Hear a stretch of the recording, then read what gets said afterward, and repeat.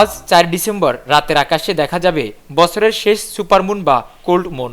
বাংলাদেশের আকাশে আজ রাত থেকেই দেখা মিলবে এই বিশেষ পূর্ণিমার। চাঁদ থাকবে তার সর্বোচ্চ আলোক উজ্জ্বল অবস্থায়, যা থাকবে ৫ ডিসেম্বর ভোর ৫টা ১৪ মিনিট পর্যন্ত। আবহাওয়া অনুকূলে থাকলে পুরো রাতই চাঁদ দেখা যাবে স্পষ্টভাবে।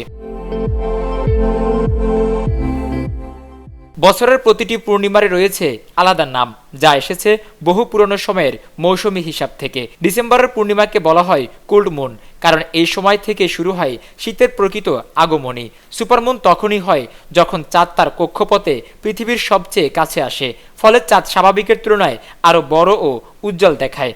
এটাই হচ্ছে বছরের তৃতীয় ও শেষ সুপারমুন। বিবিসি ওয়েদারের তথ্য অনুযায়ী পরের পূর্ণিমা দেখা যাবে ২০২৬ সালের ৩ জানুয়ারি, যার নাম হবে উলফ মুন। নিউজ ডেস্ক, দৈনিক পূর্বকোণ।